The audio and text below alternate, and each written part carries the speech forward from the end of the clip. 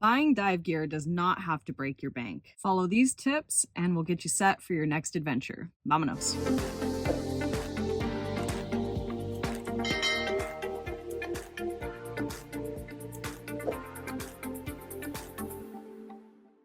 Welcome to our channel, Azul Unlimited, where we teach all things scuba diving. My name is Sarah, and today we're going to talk about buying dive gear on a budget. My setup is a little bit crazy today. I have light number 1 on top of my computer, light number 2 over here on my dirty shelf.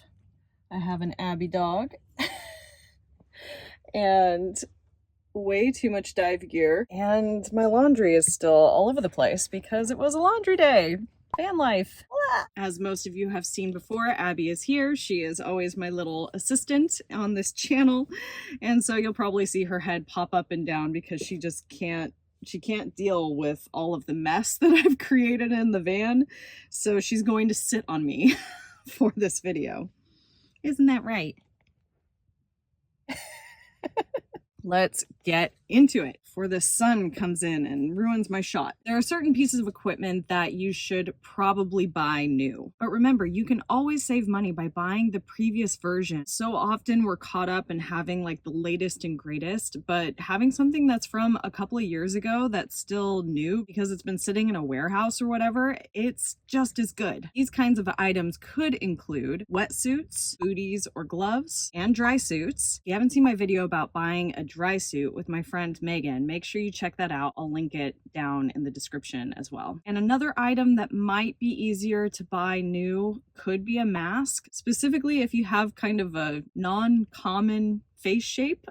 Or if you want something custom. Pretty much everything else can be bought secondhand, but you want to do your research before making your purchase. Those of you who have been following my channel know that I have gone through this whole life change of moving back to the States, living in a van, getting myself reestablished here, and I really did not have a budget to get equipment. So I went all in on finding used gear. First, I'm going to go over the websites that I use, and then I'm going to share the kinds of questions that I ask about equipment so that you know what you're getting into when we don't have enough experience with fixing equipment or seeing equipment fail. We don't know what to look for. So I'm going to share those types of questions more towards the end of the video. And since I'm going to give you such great tips on saving money buying your dive gear, maybe you'll have some extra cash to support the channel. Maybe buy a t-shirt. It's a nice little long sleeved. I actually just got it. I'm very excited about it. We create these through T-Mill. They're a wonderful little company in the UK where they follow all of the best sustainability and eco practices in the not so sustainable fashion industry. You guys know that I'm a big fan of thrifting, but when you buy one of our t-shirts or sweatshirts, it does support what I create here on the channel. So just putting that out there. The link will be in the description below, as always. All right, there are lots of places to look when you're in the market for buying dive gear, so I'll narrow it down to the top 3 that were the most useful for me, but you could have a forum or a website that's more local to your area that could be more useful. Number 1 is Facebook Marketplace. I'm not really on Facebook all that much anymore, but the marketplace was really useful for finding good gear at an affordable price. The great thing about it is that you can narrow down the location where you are, you can look obviously for keywords of specific equipment that you're looking for, and it's constantly updated. People are posting and taking down items all the time. There's tons of sales going on. So if you're looking for something specific, you kind of want to be on top of it. If it's something that you want and you need soon, you want to be checking it daily at least. Things that go really, really fast, I found, were weights and tanks. Those were the hardest for me to nail down because people would post them and they'd be sold instantly. And I have to say that having this nomadic life, that was even more to my advantage because as I traveled through different areas, I was able to change the location and see what was available in that area. So I've had a lot of luck finding fantastic equipment at cheap prices. The best thing about Facebook Marketplace is Facebook is kind of the place where a lot of older people are hanging out online, and a lot of them are retiring from scuba diving, whether it's health related or due to just not having dive buddies to go with. I've bought mostly from those kinds of divers, and the equipment is immaculate. It's so well taken care of. They just have decided they're not going to dive anymore. And a lot of these people are not necessarily looking to make money from the sale. They just want it to be out of their garage, and they love it when somebody is coming in and like super enthusiastic and going to use it. Our next resource is Craigslist. And this is another great place where people are constantly posting things that they're trying to sell. I just have found that it's not updated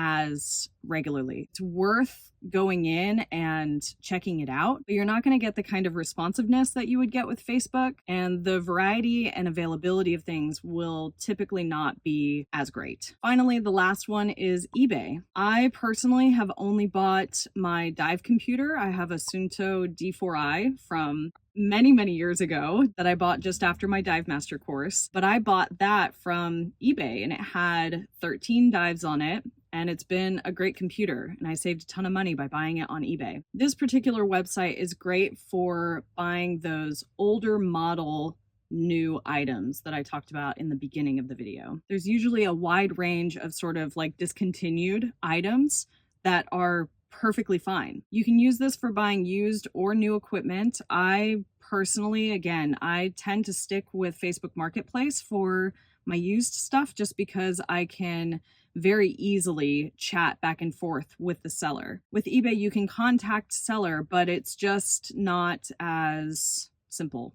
I guess. If you're new here, make sure you hit the subscribe button and the little bell so you don't miss any of our future videos. Right, Abby? Great, so we have the websites that we're going to use. We know what type of equipment we want to buy, new versus used. And so now when we're buying used equipment in particular, we want to make sure that we're asking good questions about this equipment. And ideally, you want to actually go and see the equipment before you buy. I'm gonna move a little bit because I've got this crazy sunspot, so you're gonna get to see more of my dirty ass van. Oh man, it's like coming. Oh man, I'm just getting washed out here. Bummer.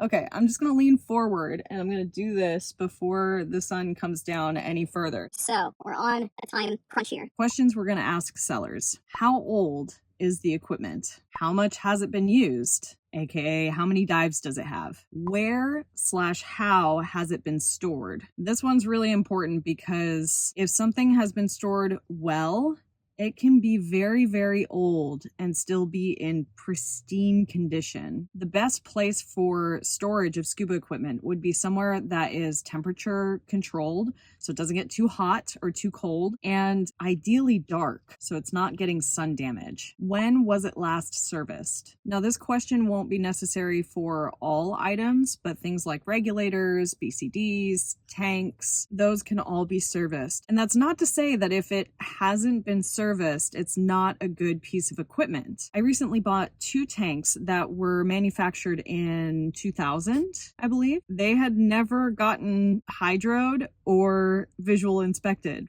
And so I talked to the guy and I was like, listen, I trust that these look like they've been taken care of, but like the outsides of tanks can look great and the inside could be total garbage. That's just a reality. And so I managed to get the price down because I told him if this goes south and they don't pass visual and hydro, they're garbage. You know, I'm going to have to sell them for somebody to do like a metal project with or whatever. And so I was able to use that as a negotiation factor. But I bought those 2 tanks at a good price and they passed and they're awesome. So just because it hasn't been serviced, like the most important thing is how well has it been taken care of during its lifetime with the owner and how it was when they got it. If you can't go and see the equipment in person and like check out all the buttons and all the functionality of it, then really try to get photos or videos of the item in use? Those are really the main questions that I ask when I'm looking to buy used equipment. Like I said, there's tons of great equipment being sold used online. So there's really, honestly, like I think for me personally, I would only really buy exposure suits because I mean, you can buy them used, but especially wetsuits, they compress over time. And so if you're buying used, you're not going to have the same life out of them, and they're not going to keep you as warm. So, you know, depending on where you're going to be diving, if you just need something that will protect you and give you a little bit of warmth, then yeah, buy used. But, you know, for like myself now diving here in California, I think my next suit, well, I'm hoping my next suit's going to be a dry suit. That's really, that's the reality. That's what I'm hoping for.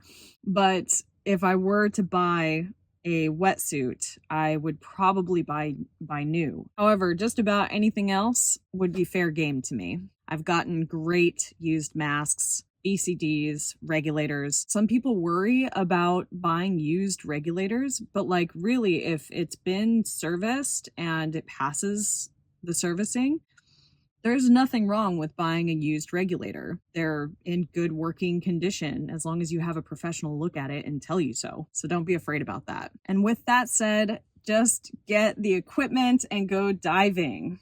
That's what this is all about. I just want you to have the ability to get out there, become an ocean warrior. Oh man, that sun is terrible, Abby. It's terrible. If you're diving deep into the things that you could need for scuba diving, you can check out our video on accessories. That will be linked in the description below. And of course, with all of the savings that you are going to have in your bank account, if you want to buy one of our lovely t-shirts or sweatshirts from T-Mill, check out the website and see the different designs we have in our online store. So that about does it from me today. Thank you for watching this video. If you liked it, give it a big old thumbs up and subscribe to our channel for more scuba diving content. Thanks for watching, and we'll see you next time. Ah, the sun! I'm melting! I'm melting! Are you melting? Yes! Wanna go for walkies? Whoosh, whoosh. Are you gonna pop your head? Or your butt? Please don't show your butt on this. Hello, Abby. She's always got to be a part of it, right?